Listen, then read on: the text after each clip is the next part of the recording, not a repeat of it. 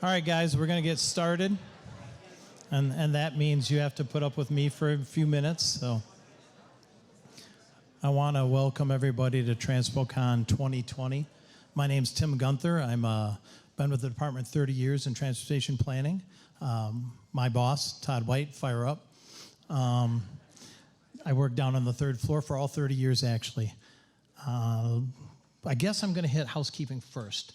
The bathrooms are out these two doors on this end. There's going to be some snacks a little later and coffee out these two doors. And then there's water at the back of the room. Emergency exits definitely can go out that way and go either way.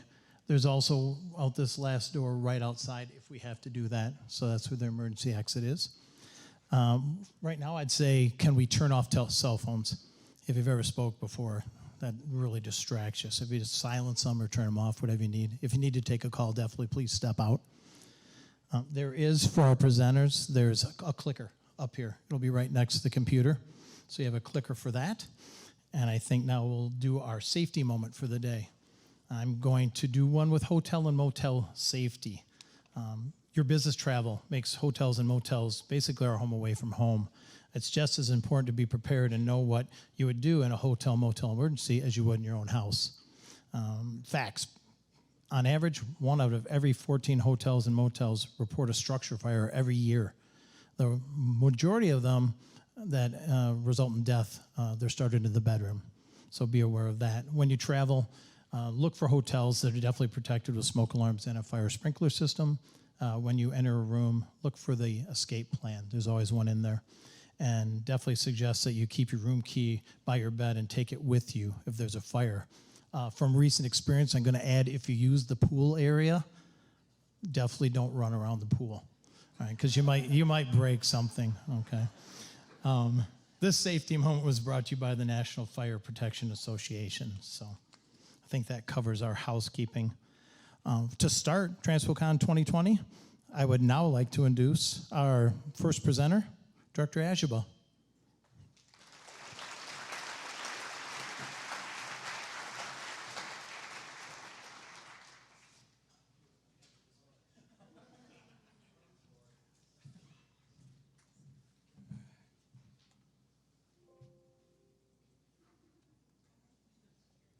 Okay.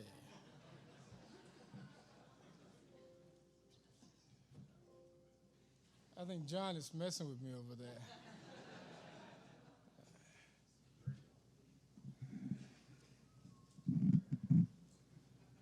That's all right. Take your time.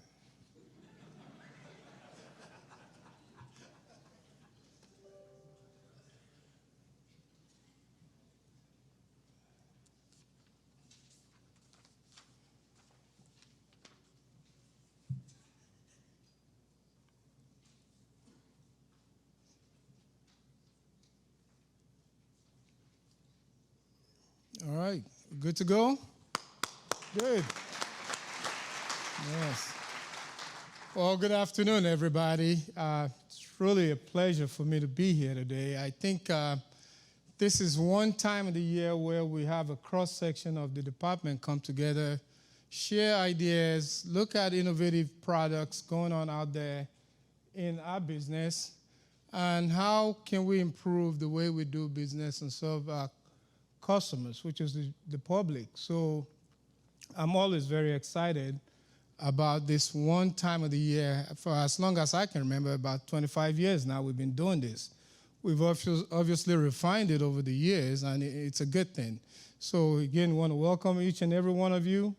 I hope you get a chance to get out there and look at the displays, talk among each other, share ideas, and that would help us improve moving forward.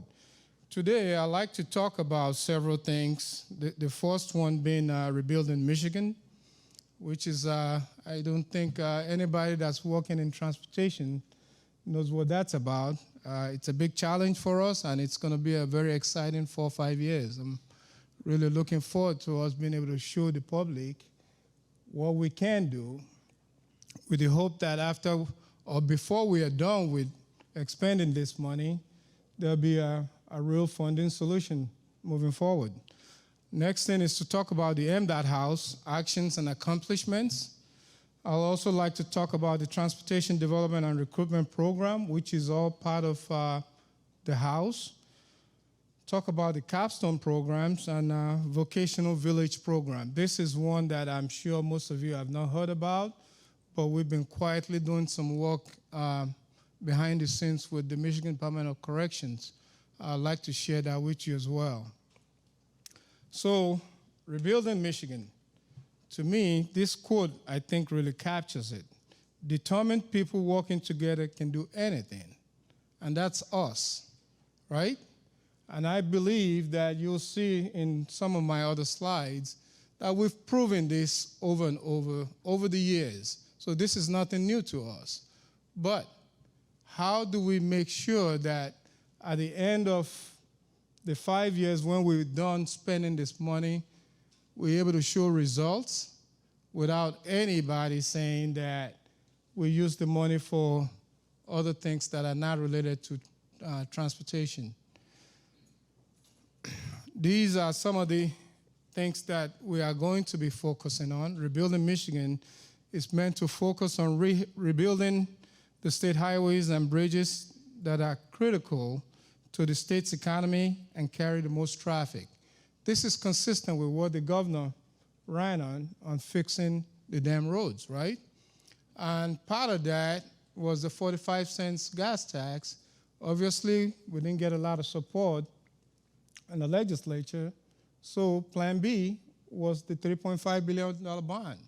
But the message is still consistent, which is let's concentrate our efforts fixing all the highly traveled roadways that are in bad condition. And then with that, there'll be a domino effect to the other secondary routes and moving forward. So that message and the strategy is still consistent with what we are hoping to do with this $3.5 billion. What is it supposed to do? It's supposed to address key corridors and rebuild major segments of highly traveled interstate, as well as serve other busy freeways and bridges. And that again, as I mentioned, is what we are going to do. We've been working on this now for over a year. We've got projects that have already been identified as what we are going to do. I think all the regions are ready, and we're going to get going very soon. Start showing results to the public. What are the benefits of this strategy? The public will receive the benefit of long-term fixes. When we picked these 49 projects, one of the key pieces of that was to make sure that the projects are all going to be reconstruction projects that are going to outlast the bond period. The bond payment period is about 25 years. The average shelf life, service life of these projects is going to be 27 plus years, so that we are not paying for. So that is still a major part of the strategy and how we pick those projects. Obviously, those 49 projects are going to be mostly reconstruction, as I mentioned. There are some projects that are programmed for rehab that we held back and changed them to reconstruction because of the same reason. So our program was $3.8 billion prior to the augmented program. So now we have $7.3 billion program in the next 5 years. That's a lot. And honestly, somebody asked me, what keeps me up at night? I don't worry about this because we've done this before. We in this room and the ones that are not here know we can meet this challenge. What keeps me up at night is bridge failure. This, to me, is part of the challenges we've met in the past, and we're going to do it again. This slide just kind of shows you the distribution of the money, how the money will be rolled into our program over the next 5 years. As you can see, 2022 is where we're going to be spending most of that $3.5 billion because we need that time to ramp up. And again, I give a lot of you guys credit. When the governor proposed that 45 cents gas tax, we were working on this already anyway. So getting $3.5 billion did not set us back. So it gives us an opportunity to be able to put our projects early, and that's a good thing. This slide shows what our pavement condition is going to look like, those 49 projects. The orange line was where the pavement condition was headed. The blue line is what happens with the $3.5 billion. As you can see, that's a huge, huge difference. This slide shows what happens with the 127 projects. Again, the orange line, as you can see, the downward trend. The blue line improves it, but not as well as the other slide. Because as I mentioned, the other slide, we're changing all those projects to reconstruct to give us a 27, 30-plus years of service life. This is still our challenge. After we've done spending that $3.5 billion, if we don't get a real funding source, this is what our program's going to look like. It's still on a downward trend. So we are still pushing to have the legislatures do something, because at the end of the day, if we don't do anything, as you can see, that change is going to be very minimal. So preliminary finance plan, bonds issued over a 4-year period. It's a $3.5 billion bond. As I mentioned, expected average term is about 25 years. The current rates for 25-year bonds is about 2.5 to 3.5%. That's a relatively low interest rate. So we talked about the house. To me, the house is built on a solid foundation, and the foundation is our culture, our values. This quote here reminds me of somebody said, "Culture eats strategy for breakfast." If you don't have a good culture in your organization, forget all the strategy you put together. It's not going to work. Culture and strategy, or cultural values and your strategies got to match. That's the way we are going to succeed moving forward. Here are culture and values. Anybody who's ever spent time writing a director's award for somebody knows how hard it is to be able to fill in these blanks. Quality. We've demonstrated that we do quality work with the little we have. Teamwork. That's why we're all here. Over the years, we've proven that we are a solid team when we all work together. Customer orientation. That's what we do. Every time there's any issue out there, we respond. We've come to realize over the years that the public is our customers, and the way we treat them says a lot about us. Every time I go meet with the legislature, one of the questions I always ask them is, what's your impression of MDOT? Tell me, how do you think MDOT is doing? And I can honestly tell you, the majority of them will say, all my experience with MDOT has been great. And that's what we want to continue, that spirit of customer orientation. I remember a few years ago, customer service was our wig, and the whole state took that very seriously. And that, I think, is something we have to continue. Then integrity. We demonstrate that we spend the public's money wisely. I mean, we've been doing a lot for less for a long time. I mean, over 40 years of this investment. We're asked to overlay bad roadways. That's what we do. But we keep things going. And I think it shows in everybody that's in here and the way we've really maintained what we do as an organization. And then the last piece is pride. We take pride in what we do as MDOT. MDOT is as an organization, as I said, been here for 30 years. I can't even tell you when we do projects and we finish it, the pride we take in knowing that we spent so many years getting to that finish line.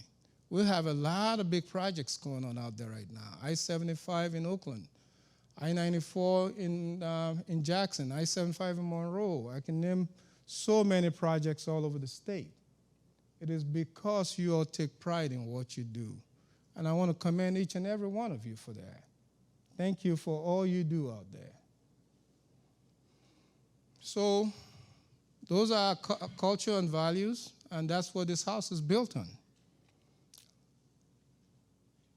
How do we keep it going for the next generation? How do we make sure that the house that we've built on this solid culture and values foundation stays strong? And that's where we all come in. First, knowledge management system. How do we transfer knowledge to the next generation? How do we incorporate the old with the new, right? It's by sharing information through our wisdom.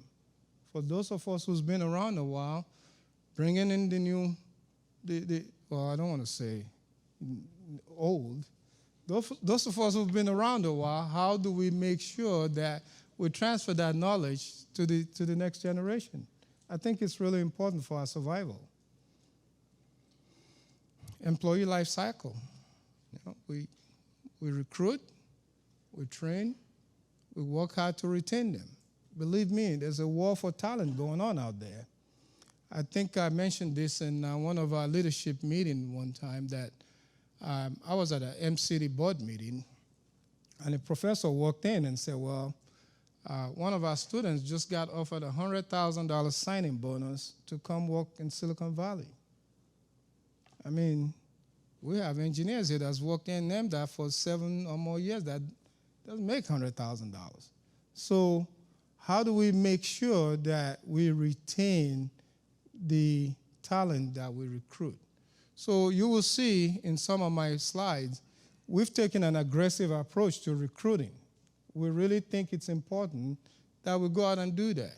And you will also see in the slide, it's not just MDOT. A lot of these organizations are doing the same thing. And that is the only way we can stay competitive. This is just an idea of some of the pipeline programs we have out there. We have TDRP, we have the intern, we have YDMP, we have veteran, we got EDP. A lot of us in leadership now came through the EDP program. The wisdom of that program still stands today. So what is our recruitment strategy? What I've always said is let's go wherever we can find the talent. Let's put some money aside, send people out there to wherever we can find them and bring them into MDOT. A strategy, why? A comprehensive strategy will guide and align our recruitment efforts to meet the challenges of our changing workforce. The workforce is changing. We don't have those days where we can offer employees a lot of benefits anymore.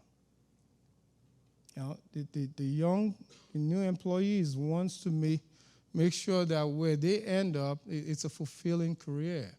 And that's where we come in to give them that opportunity. Recruitment strategy development team, as I said, well, I want to give these guys a lot of credit. I'm not going to reel off everybody's name on that list, but the point is that there's a lot of work going on behind the scenes to make sure that our recruitment strategy, the pipeline programs, that there is some good forethoughts into how we do this. Because if we don't do this, we are going to be behind. But this is all part of the house actions. Recruitment, creation of a workforce program and recruitment unit. James Foltz is our new unit manager. We've created, we've given Amber's area a lot of support to make sure that the focus is on this.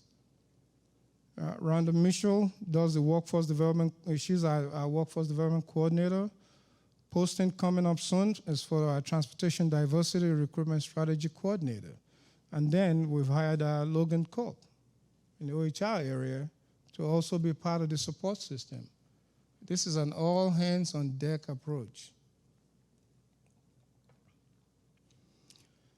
So as I mentioned, again, this is something we've had to recreate how we approach recruitment. And it's a real key part of how we're going to be successful moving forward. I really believe that. Field of study, not limited to civil engineering alone. You will see this summer, part of my presentation is we're going out there recruiting for all disciplines. MDOT obviously is still known as an engineering organization, true, but we have some good planners. We have people in finance, HR, I can go on and on, real estate. So we need everybody, all the talents that are willing to come to MDOT, and it's our job to go out there and find them. So part of what we decided to do after last summer, when our TDRP students left, is we approached ACEC and said, how can we expand this program into the private sector? Because I've always said, we realize we're not going to be able to hire all the students. But if we can help give them a good foundation, train them, and they end up working for a consultant, at least they stay in the business, I think it's still a good thing for us as a profession. So we approached the ACEC board, myself, Lisa, and Amber. We did a presentation to them that we would like to go out there and recruit some of these students to work in their companies. We ended up with about 14 consultants showing interest for about 33 students. And that's a good thing. So we're going to have about maybe 50, 60 students in the TDRP program this summer. I think they're also realizing that, you know, the talent, we have to compete. And these are just some of the names of the companies that signed up. So which committees came up with this? Again, part of that would be we bring them in, we put them up, give them wages, they get a job, and they go back to school and help us tell our stories to other students. I can tell you when our folks go out there to recruit, they come back and talk about the excitement they hear in new students that are willing to want to try and be part of this program because of what they've heard from other students. And that's a good thing. That's how our stories get told. Again, these are just some of the basic things that the committee looked at and come up with the whole program. These are the schools that are participating in that. And I want to also say thank you to all the regions that were open-minded enough to say, well, let's try this. Grand, Southwest, I can go on, Metro, even though it originated in University Region, but we knew that for it to be an effective program, it has to be a statewide program. And for all who decided to be part of it, I just wanted to say that. Thank you so much for that. So what are the results? TDRP is now open to all consultant firms for the 2020 construction season. An enrollment form and frequently asked questions sheet was developed and distributed by ACEC. ACEC members, Wayne County would like for us to give them a couple of students to be part of it, even the city of Detroit. And I think that's a good thing. Let's expand this program to other areas. First, I want to congratulate Scott on this. They say a leader must have a vision. And sometimes the vision may not be popular when you put it out there. But you stick with it long enough, you believe in your vision, I think other people will come around. Scott was really the brain trust behind this capstone program. And I'd like you guys to give him a hand for me. Yeah.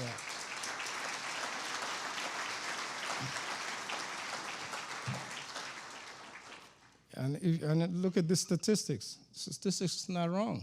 14 students who graduated with their degree, 12 of them got a job with MDOT. Only one is left. That's results. Again, this is understanding the need that we have to do this to stay competitive. The EDP program, I'm not going to say too much about it. I'm a product of that program. You bring in students, they work in the department for 2 years, do a rotation in all areas, and they decide where they want to end up.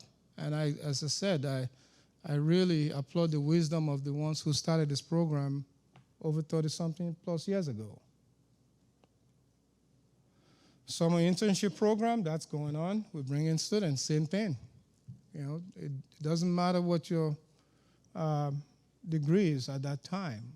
We do that hopefully we can convert some of them to change their majors. And we've had some success stories on that. But again, the idea now is not just to concentrate on recruiting just civil engineers. It's recruiting in all areas of what we do. This is all part of the summer intern program. Okay, this is a program, as I mentioned, Vocational Village. Myself and a few of us visited the corrections in Jackson, I think it was sometime last year, around August, September. And I would tell you, I was so blown away by what is going on in this vocational program.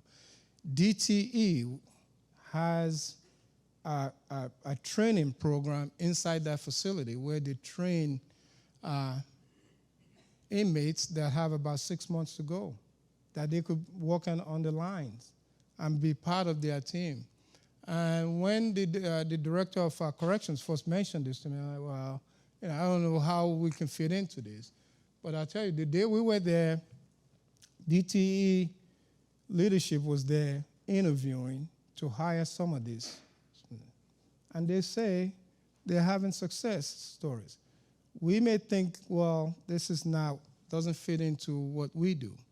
And I beg to differ.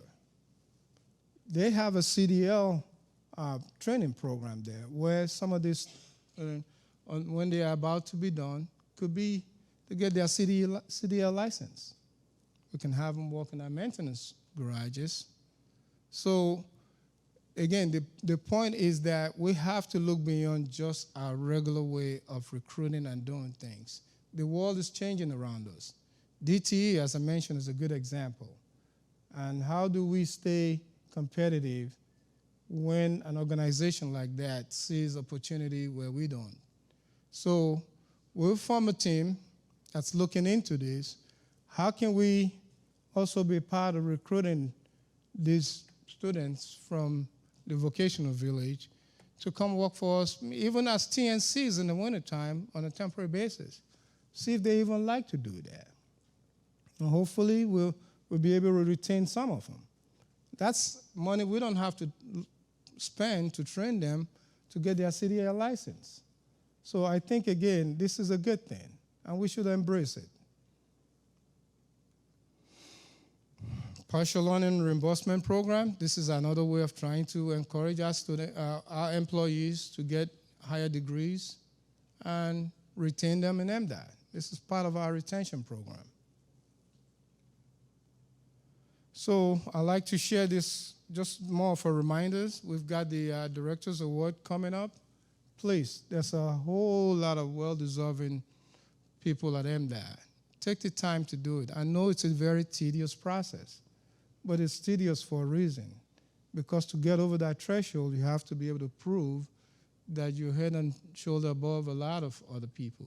So please take the time to do it. I think it's worth it. And then we have the employee engagement survey. John?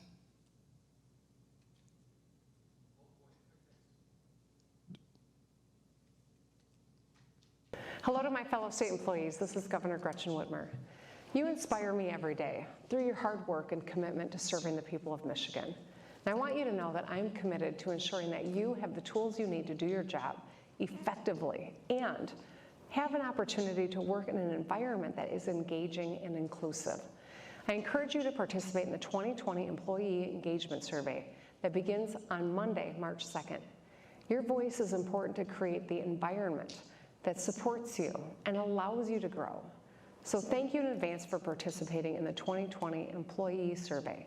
Most of all, thank you for your outstanding work every day on behalf of the people of the great state of Michigan. I am proud to be amongst your ranks. Okay, with that, any questions?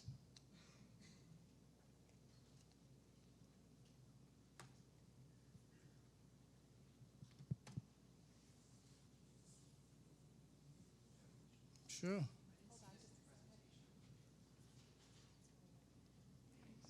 Hi.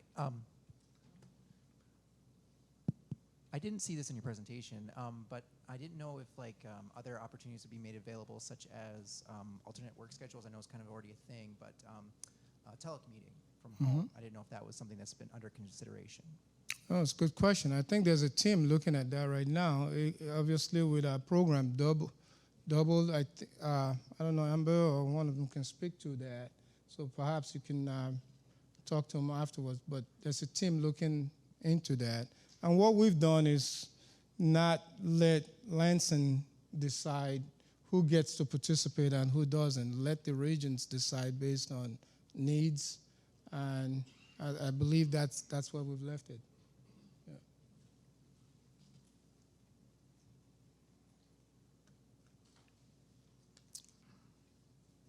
Any other questions? No? So this TranspoCon is also part of feedback we got from the employee engagement survey. And that's a good thing. Take the time to do it because it helps us to know what we're doing right and what we need to improve on. So part of this, if you remember, some of those who've been around a minute, we all come to Lansing, give presentation, and part of the time, we don't do that knowledge transfer. I really believe this new improved TranspoCon is a good thing. We all get to interact, see what other regions are doing, talk about innovative ideas that are out there, and then we'll go back and try to implement a lot of these. So again, please try to take the opportunity to do some networking and have fun. No more questions? Thank you, everybody. Have a good conference.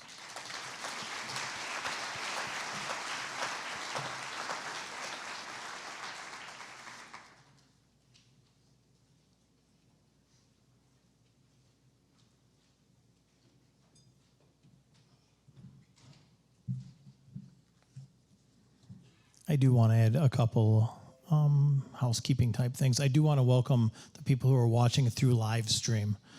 There's a couple more presentations that'll be today, and then there'll be a lot of the next 2 days. So if you're watching through Livestream, welcome. Also, during break, which will be a little bit later, there is a drone on this end of the hallway, and they're actually letting people practice fly it. So please wait for the presentations. Don't go out there right now. But he said he's going to let us practice fly the drone. So now what I would like to do is bring up our next presenter, and that would be Mark Bott.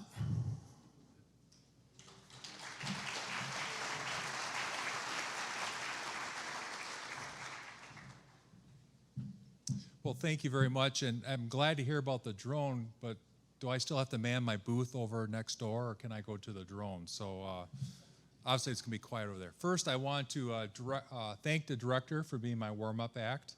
I was only teasing director when I said you didn't need 45 minutes, but he did what I asked him to do. So what kind of director is that? Also, wanted to give this opportunity, since I do have extra time, is to thank the director. I don't know if you remember, about a year ago, I'm coming up with my anniversary, where I had to deal with a land developer. Of course, land developers all want what? Signs. I didn't say yes, but I didn't say no.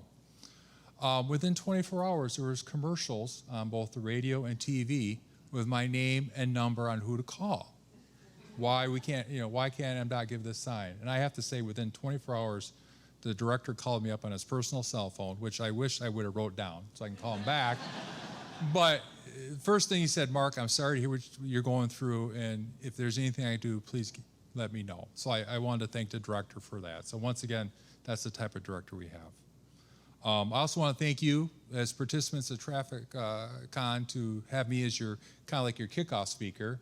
I know several people have questioned your sanity, why you're doing that, and why I'm being live streamed here. But once again, I want to talk about a concept, or really a philosophy, that is important. I think we need to embrace within MDOT and take it forth. And why is that? Annually, 37,000 people are dying on roadways in the United States. These are people that are friends, family, co-workers, peers, probably worse off, people that you'll never ever meet. Someone who could have made a contribution to our country, maybe a contribution to science. So once again, is what can we do to move forward in this area? As you probably, for a lot of you have seen some of my presentations already, I like to put things in perspective, make it easy for people to identify with. So up on the screen, you see 12 towns in Michigan, come right off that beautiful official MDOT map. What do these 12 towns have in common? They all have populations over 900 people. That is the number of people that are dying on roadways every year in the state of Michigan. 2018, 974 died. In 2019, although the numbers are not official yet, it's going to be pretty close to the same number. So once again, a small town. So something, once again, I want to put in perspective, really once was 900 strong, is now 900 gone. So every year, the actions of our drivers is eliminating or wiping out a small town. So just think about that for a second. Maybe you're from a small town.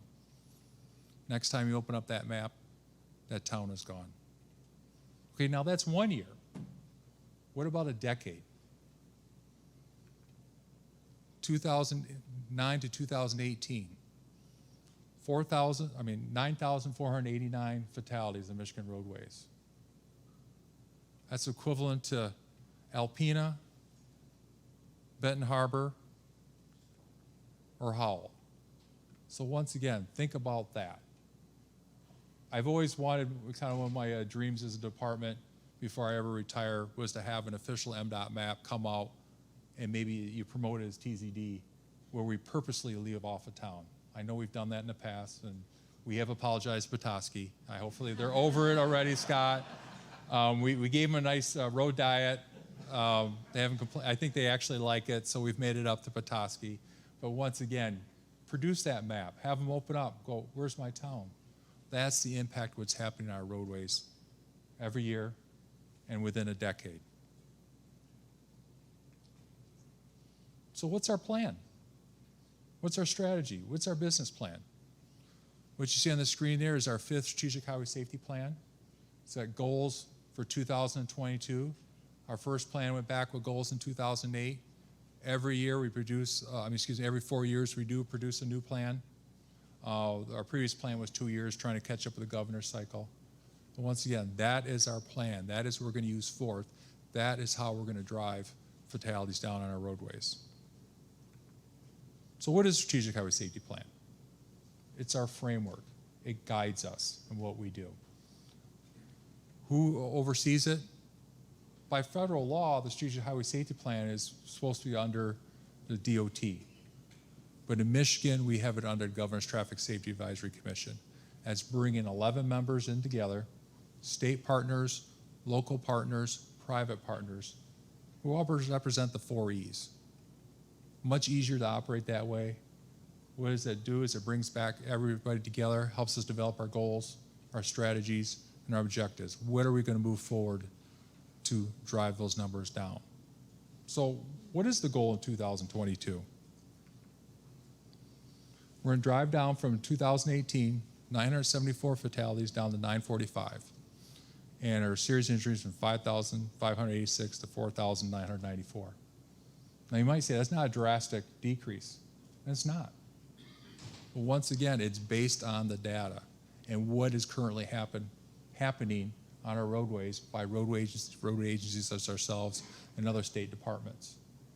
You got to remember, we're having other behaviors happening from our customers. Higher speeds, distracted driving, being allowed to drive higher speeds. Motorcycles don't have to wear helmets if they choose not to. Lots of changes are occurring out there. So based on all that, we still believe we can drive those numbers down. So what do we use this information? How does MDOT drive this into our daily activities? Well, luckily for us, if you look at, and hopefully you are more familiar with our strategic plan. You know, I have to be honest, sometimes you pull these things up the day before an interview, just in case they ask you that question, what's your mission and vision and all that. You just want to make sure you got the words right, word for word. But safety is one of our 7 focus areas. With that, of course, is something we're starting here today. Fostering that communication, collaboration, cooperation between our partners. You can't start that with your public and private partners unless you start here first. Safety first, safety always. Also, you know, up on the screen it does say prioritize MDOT safety investments. But I challenge you, invest your investments, whatever program you have, what can you do to minimize crashes, minimize fatalities, minimize serious injuries on our roadways within your program with your dollars. But once again, what are those improvements? You know, it's the cliche, biggest bang for your buck, but what can you do? And of course, there's always that challenge. Who's your safety champion? And particularly, are you that champion? So how do we do this? Luckily, within the regions, take the Strategic Highway Safety Plan, and they develop their own strategic TZD plan. They're taking a look at the data within their own region, and this is just an example I use from Superior Region. They're taking a look at their data. So you imagine Superior Region. Obviously, mostly rural roadways. What type of crashes would you expect in those roadways? Probably lane departure is the highest percentage. Well, look at that, 72%. And obviously, they're going to have some at intersections. So with that, what are the fixes they can look at? They're going to look at lane departure fixes. They're going to look at things they could do at intersections. Most likely, they're going to be non-signalized. There's going to be a lot of stops, maybe some yield situations up there. What can they do up there to look at those? So what we do in the central office is we ask these regions, you put these plans together, then we take a look at these plans and say, okay, what can we use to drive statewide? What is important enough to make it maybe a change in a statewide standard? Also, too, this is what the regions use when they submit their projects as part of the safety call for projects, and also what they use to look at what are some safety improvements they can incorporate on a 3-hour or 4-hour job. So just the next few slides, I just want to cover some very simple things that are being proposed or being changed as standards on our roadways. Once again, low cost improvements, but with a high benefit. The first one is our always stops. For all roadways posted 55 miles per hour or higher, whenever you have an always stop, we're going to double up the stop signs, double up the stop aheads, put the reflective strips on there, and then, oh, by the way, below the stop sign, put the always stop plaque.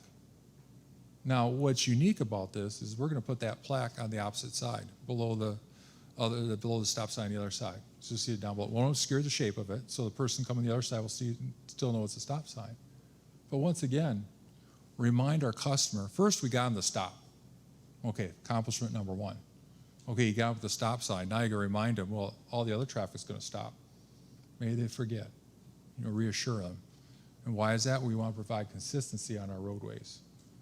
Another thing I've learned in my experiences is a couple of the counties, particularly Genesee County and Kent County, they're doing this practice already, putting that plaque on the opposite side. I've learned if a county is willing to spend a few precious dollars that they have on their maintenance budget to do something, you better take notice. That's why we're making that change here today. So that's going to be a change to our sign standard 145 for those who are keeping track. Probably more importantly is this next one. You know, the previous one, you stopped, okay, and then I pull out. Well, the other cross traffic was already stopped, so odds are you're going to make it safely through the intersection. But what about those instances you pull up and you think the cross traffic stops and they don't? I read too many UD10s, the crash reports, where you know the person stopped and they pull out from a semi, a cement mixer, a very large truck. And it's like, what was going through your head? So once again, trying the same philosophy, dual stop ahead signs, dual stop signs, put the reflective strips on that crossroad, but put the crossroad traffic sign does not stop below it, and doing the opposite side too, to remind them of that. I've learned a lot of things in my 31 years. Sometimes I think we give wrong visual cues to our public, to our customers. I was talking to one of my peers in Texas. She used to work in Minnesota. So she pulled up intersection of Texas, saw the signing. She looked over at the corner and saw a sign assembly. She thought it was a stop sign. Looked like a stop sign. So she pulled out. Luckily, she was able to avert that large truck. Come to find out in Texas, they put their route assembly signs right up to that intersection. So once again, those little visual cues you can think of. So immediately I'm checking our standards. Do we do that? And thankfully not. But I've talked to several of the traffic people. Be careful you put a sign. Someone might mistake it for something else. And you shouldn't have to pay your life for making a mistake.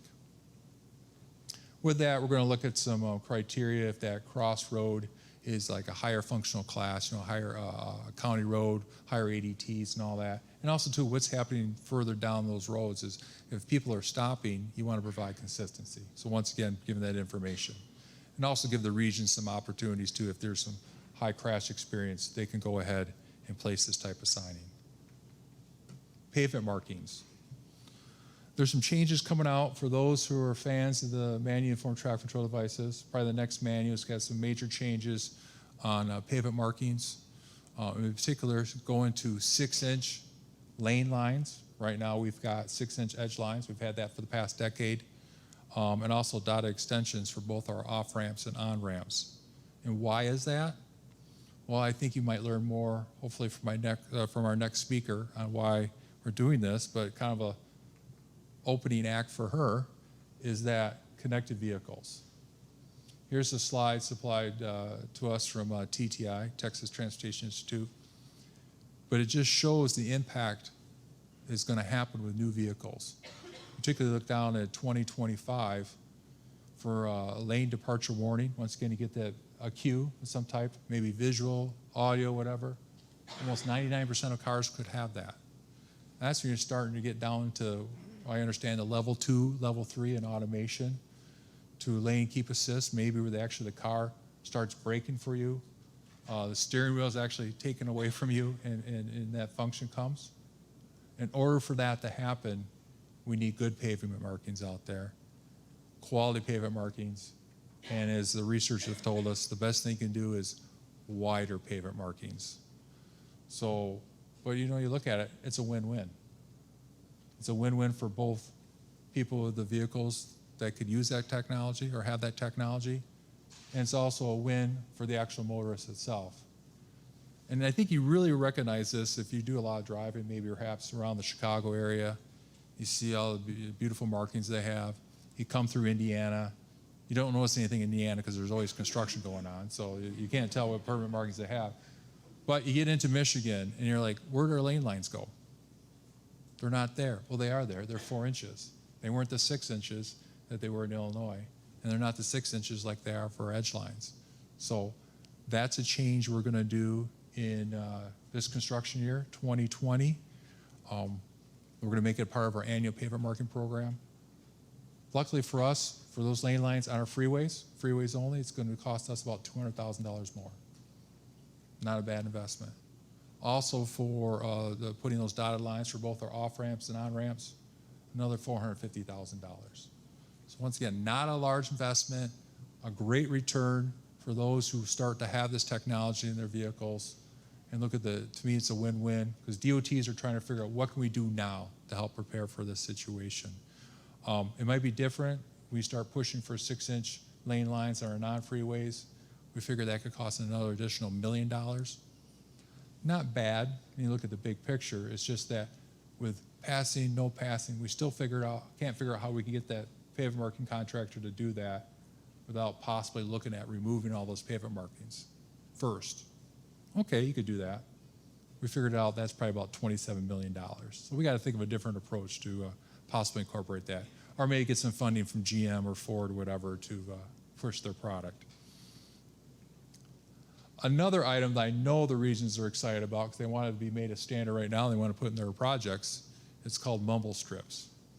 And really what it is, it gets away from the traditional rumble. It's a continuous sinusoidal, great, I said that right. It's a sine wave for all you engineer geeks out there. Really, it goes from a 1/16 of an inch to a 1/2 inch continuous groove in the pavement. And what that does is it provides a different sound, a different feel for the motorists. Right now, we do get some concerns from the public, not the ones in the vehicles, the ones that live along our roadways, about the noise. Of course, I like to say that's the sound of a life being saved. They may not quite agree with that. But so what we're doing is we're looking at a pilot, once again, following the lead of Minnesota, but we're looking at pilots of 2 or 3 per region. We started last year, a little slow down due to some issues with our construction partners being on strike.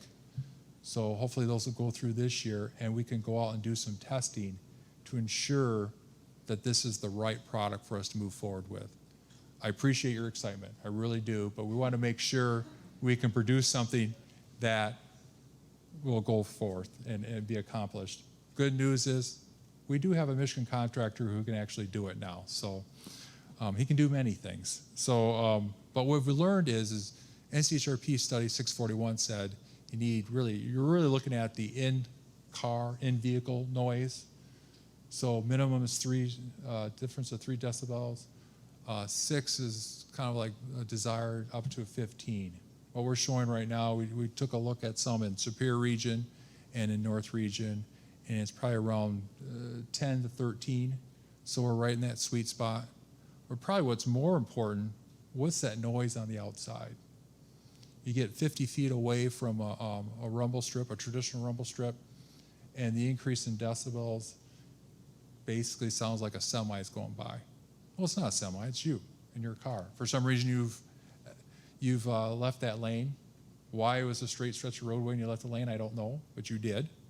But we're finding out now that we've been able to decrease that noise by 10. So it actually sounds like a regular car going by. So I think it's a great positive. We just want to ensure it can be produced out there. We did have one project where they called for it, and the contractor put regular rumble strips in. So that was not a win-win. Want to make sure we can do it. So please have patience this year. So with that, all we do, everything we do as a DOT, all those hard engineering things, still driver behavior factors into 90% of all fatal crashes. So something I always like to tell people about, really the most important safety feature in the vehicle is yourself. What can you do? What you can do is to serve as an example to your children, to your peers, just anybody in your family, to really do your part in not removing a small town from the Michigan map. And since the director did leave me some time, I want to talk about an initiative that the state of Missouri is pushing forward. Buckle Up, Phone Down. It's an initiative that was, like I said, started by Missouri DOT. They have actually instilled a policy for their staff where, of course, you have to be required to wear a seatbelt. Same thing we are here as Michigan DOT employees. But they are not allowed to use a phone. Doesn't matter if it's hand-free or not, in a state vehicle or in their own personal vehicle if it's on state time. If you got to make a phone call and it's that important, pull off the roadway and make that phone call. Otherwise, don't do it. What I find interesting is they've challenged other departments, other public agencies, private industry, schools, and you look on their website, there's tens to hundreds of sponsors that have jumped on, and they're taking this seriously here. And this is something I think we're going to be challenged with. Coincidentally, the director of Missouri DOT is now the new AASHTO president, and he's challenging all DOTs to take this practice. So maybe we'll accept it, maybe we won't. But I guess I offer you that as our challenge. Because right now, compliance in the state of Michigan in 2018 was 93.4% compliance wearing seatbelts. However, in 2018, we had 974 fatalities. 192 of those were not wearing a seatbelt. Another 107, we don't know. There was enough evidence for us to even figure it out. So if you add those two numbers together, possibly up to 30% of people were not wearing their seatbelt. But yet we're a state with basically high compliance in seatbelts. Figure that one out. Now, the phone, right now, I would admit that it's just really recently, and as part of the crash reports, we've been looking at distracted driving and all that. So right now, about 1% of all crashes involve the cell phone, okay? But 2% of all fatalities involve the cell phone. Okay, maybe the numbers are starting to take effect. So with that, I challenge you with that. I don't know if at the next AASHTO meeting that challenge will come out, but from what I understand from that director, the reason he went with this challenge is he was talking to a customer one day on the phone in his vehicle. The customer asked him, "What are you doing?" He says, "Driving." Customer hung up on him. So he gets done, go out to his destination, called him up again, and he literally got chewed out for the next 15 minutes for why you are setting an example of being part of a DOT, but you're on the phone. Never got to the person's problem, and then hung up on him again. So with that, that's how Missouri, I think as I told Tony, that's the rest of the story. So with that, once again, I thank you for this opportunity to talk to you, to be kind of your kickoff speaker. And this is where the one time you can say, geez, Mark, all of a sudden my work equals nothing. And that's a good thing. So with that, thank you very much.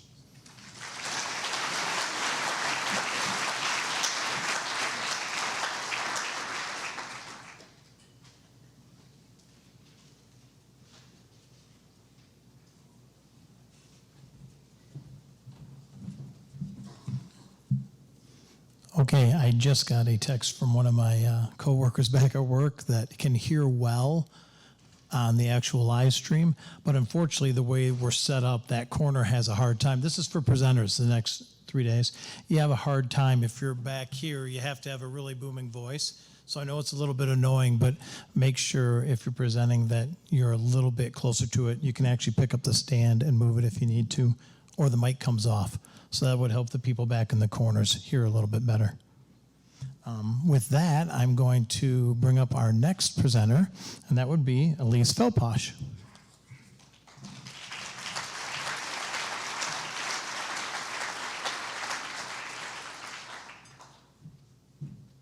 All right. Can y'all hear me in the very back corner of the room?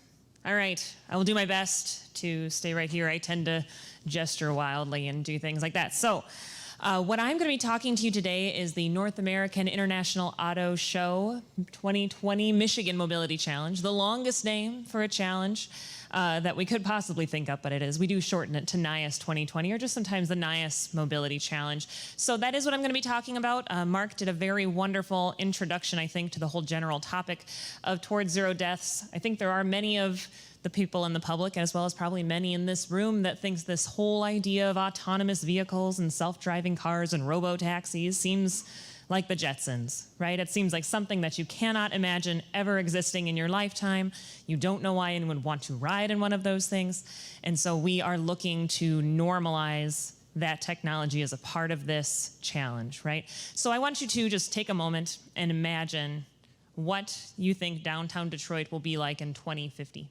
2070, maybe 30 to 50 years from now, right? What is it like? Do you think that maybe it's all going to be, flying cars driving around? I hate to burst your bubble, probably not. It is always a possibility, but we like to think a little bit more outside of the box, right? You've got the whole idea of micro-mobility. People talk about the e-scooters that are out there. You talk about the individual driving vehicle, right? The driver that's out there that refuses to drive autonomously. You have shuttles that are running around. You have the queue line. You have the people mover. You have all different types of mobility. And so that is what we are going to hopefully kind of present to you a little bit as part of this challenge. So what this all started out with was the governor at last year's auto show, so January of 2019, said, I'm out there and I'm experiencing all these things. Wouldn't it be really wonderful if we were able to bring this autonomous technology to the people of Michigan and deliver people from the airport to downtown autonomously? Wouldn't that be amazing? And the auto show said, well, yeah, we would really like that. And we said, you know what, that is a wonderful challenge, and we will take that on. So in combination with MEDC's Planet M group and ourselves here at MDOT, we really brought forth this challenge. We said, all right, industry, we're going to challenge you that at next year's auto show, we are going to move people not only from the airport to downtown autonomously, but also around the downtown area autonomously. So this is what you are going to experience in June of this year. If you come down to the downtown Detroit area, you'll actually be able to see this in motion. And so I'm going to walk you through a little bit of kind of what our thought process was behind this, but then also look into a little bit of what you can look to experience not only in this summer's auto show, but also way down the line, 30, 50 years from now. So really what our big purpose was, what we wanted to do here was showcase the technology that embodies how AV technology transforms the way that we live, work, and play, right? That is the biggest purpose. If we can get through with nothing else, this has to work, right? We know that's just square one. This is gonna work, we know it's gonna work, but we need to normalize this technology with the people, not only of Detroit, but with the people of Michigan, right? There are so many people out there that say, you know what, I'm a fabulous driver. I would never, never think that an automated vehicle could do any better. But now think about the person in the vehicle next to you. How many people think that they are not the best driver, the person next to them? Right? Right? We all giggle, we think it's really funny. But it's the truth, right? We all think that we're great, and we all probably are in our own ways. But that's, Mark said there's 900 plus people that are dying every year on Michigan roadways, and 90% of those people are due to different driver behaviors, right, that are out there that could be possibly prevented, right, or at least definitely lessened. So that's where really this technology becomes kind of to the forefront. And I know that it's not at everybody's forefront, but it's becoming kind of the way that we can move this forward. So this comes up first. Obviously, this is not a vehicle.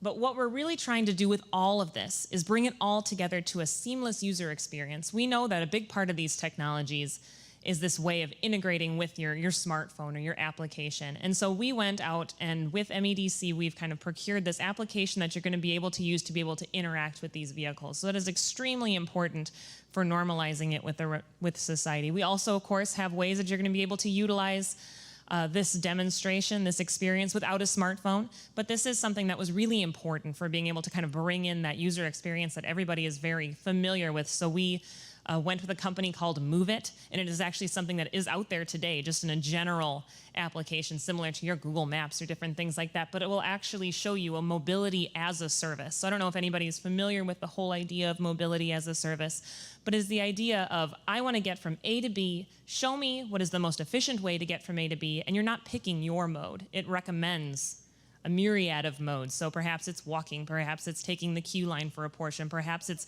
picking up your e-scooter and moving off of the area after that. So there's a lot of different options, and so simply what we are looking to do is add in autonomous vehicles as a part of that mobility as a service. So it becomes a part of your daily life, not something that you have to make a conscious effort to participate in, but something that you're able to look at as a whole, as part of your entire experience. So this is the first part that we're going to look at today, and it's the airport to downtown. Okay, so you'll see when you look at this, anybody that's familiar with the Detroit area knows that this route that we're recommending that they're going to be taking is a mixture of our freeways, it's a mixture of local roads, it's a mixture of county roads, it's a mixture of airport roads. And so this is a very large challenge that we really had to come and bring everybody together to be able to say, okay, well, think about this. How will you come forward with this solution and what you can expect to be experiencing here? And these are the parameters at the very bottom. This is what we required for these teams to be able to come together. You had to have at least level 3 autonomy. Now, I know Mark spoke a little bit about the different levels of autonomy, but super brief, so we're all talking on the same page. There are 5 levels of autonomy. Level 1 being the very, very basic, essentially no autonomy. Level 5 being entirely autonomous, no steering wheel, no input from the driver. So what level 3 and higher essentially means is what we're calling higher levels of automation, right? It's the whole idea that the majority of the time the vehicle is driving, and whether or not it's you, it's the vehicle that is recommending when you take over. That's kind of the difference between level 3 and level 4, and then level 5 is no steering wheel. So it's a little bit of an easy way to look at things. So this is our first team. that has come together. You will see as you look through, we actually have 35 different companies that are a part of all of these teams. This was something that was really special that we saw when we were looking at these different solutions that came together, is everybody was a huge mixture of all different walks of life coming together to be able to put forth these challenges and really making a lot of relationships out of it along the way. So this first team is Data Speed, and I'm just kind of very briefly, I know I only have 15 minutes, so I don't want to belabor these different walkthroughs, but what we have here is an actual regular vehicle that they have equipped to be able to be autonomous. Now, this was something that I think the majority of people can say, you know, I don't imagine myself ever buying an autonomous vehicle. What can you do to my vehicle that will make it to be autonomous? So what both this and the other airport solution are these drive-by-wire kits, which essentially then install themselves on the vehicles and make them autonomous. And you'll also see a different, as we kind of go through the different solutions, that there is a general mobility focus as well, and that wasn't something that we necessarily required, that they have to have this consideration for ADA accessibility, but it was a really wonderful perk that we were able to see, and we see a huge amount of diversity both with the ADA accessibility, but then also with the innovations that are coming along with that mobility focus as well. So this one is obviously a ADA accessible vehicle. It is a purpose built for ADA accessibility, but then they're bringing in that whole idea of autonomous with this drive-by-wire kits.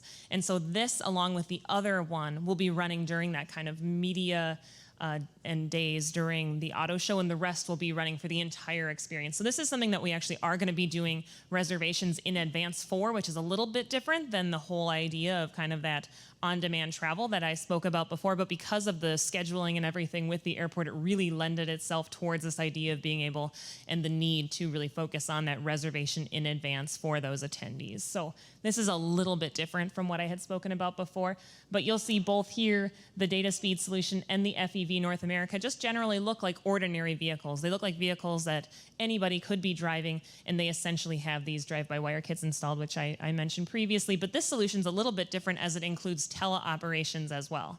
So that's something I'm very excited to see, have not heard about that as a use case scenario before. So it is something that we'll really be able to see how this idea of autonomy mixed with teleoperations, mixed with regular everyday driving will really kind of come together to be a really broad solution. This next piece is one that I'm also very excited about, but this is the downtown circulator piece. So you'll see on this map, this is the area that they will all be operating in. So if you actually go down to downtown Detroit during that June of this coming year, during the auto show, you'll be able to experience and just kind of stand in the middle. Maybe you're in Grand Circus Park and you can see all these different vehicles kind of moving around you. Those that have the maps drawn on the different colors, blue and green, those are actually shuttles that have kind of pre-planned routes that will operate autonomously down that area. And then we actually have a robo-taxi option as well that's going to be moving on a more point-to-point basis. So it's going to be pretty cool to see these different options that are down there. And this is actually open to everybody. You don't have to have a NIAS pass to be able to get into these vehicles. You don't have to have a special code from the DOT to be able to experience it. You can simply download the Move It app that I showed you before and get notified when one's going to be arriving and get on, right? Same thing, if you don't download the app, you can just walk over to an ambassador that's down there and they can get you on the shuttle and you'll be able to experience this. So that's why we really wanted to make this something that is a real solution, is very akin to something that people are already comfortable with. And that's really what's setting this service apart, right? It's not your typical demonstration where you sign up on, the spreadsheet at the office and they kind of get you over to the demo. You get in the vehicle, they get out, they survey you, they say, how was it? This is actually something that maybe you use to get your coffee in the morning, right? Maybe it's something that you can see makes sense to be able to get your family from A to B. You want to be able to go to a restaurant or you want to be able to go to daycare. This might be a solution for you if you're in that area. So as we go through these, you'll start seeing there's a lot of variety in the different technologies, the different innovations. So that's also something that we challenged these teams to come up with, is show us an innovation, something we haven't seen before, and show us that you're going to showcase it as part of this demonstration, as part of the 2020 NIAS Challenge. So this is Continental.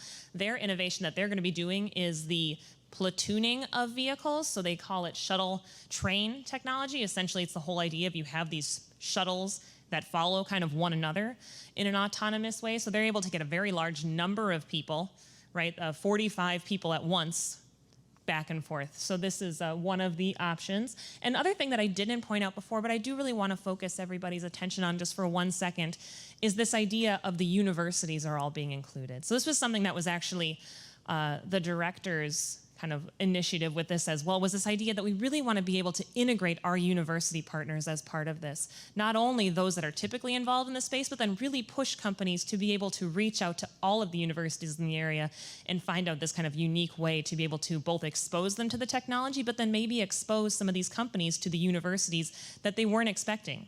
Everybody knows that U of M or MSU are very involved in the autonomous or connected vehicle space, but perhaps they didn't know that Lawrence Tech is involved, or perhaps they didn't know that Wayne State was involved. And so trying to bring out this exposure to this technology, to the universities, and then to the companies as well, that this is kind of an open dialogue and an open space for being able to encourage the growth within the space.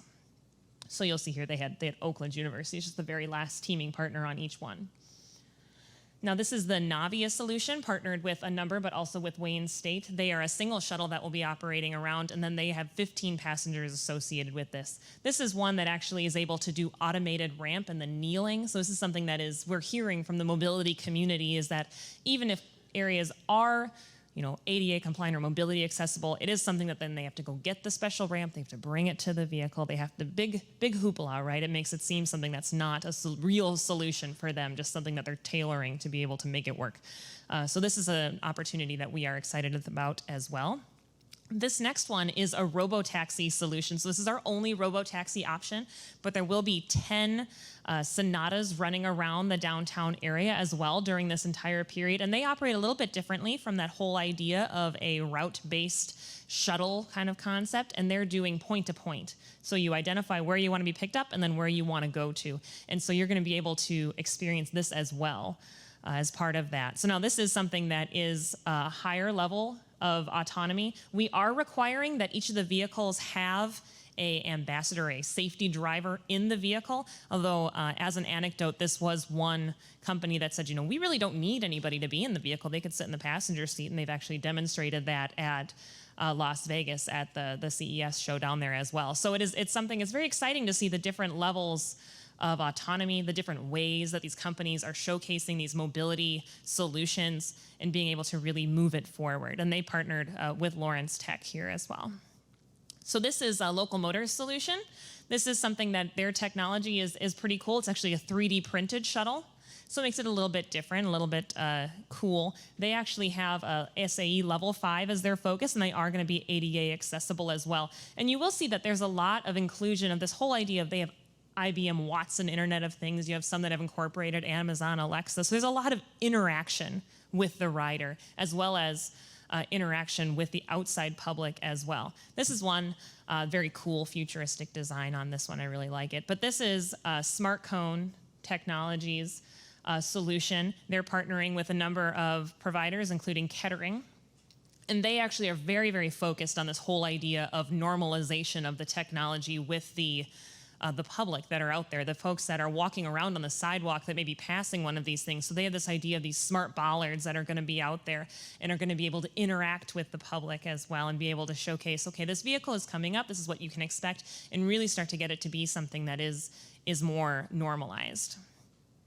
And so what we are very, very excited to be bringing these 7 teams together to these highly automated solutions where you can really start to see this solution or these types of solutions as part of your everyday life experience in that downtown Detroit area, but then your mind can start expanding it down to perhaps your own areas and how these things can really start to be real life solutions that just become very much a part of your everyday life. So this is just a little bit of a visual summarization of these teams, of these companies, of the different vehicle types that you're going to be seeing. And so we are just very much excited for you all to come and experience the challenge, experience the NIAS challenge in this June of 2020. And I would like you all to take this as an open invitation to please come down, experience this, and then hopefully become a little bit more comfortable with these technologies and kind of open your minds to this as well. So with that, I thank you so very much.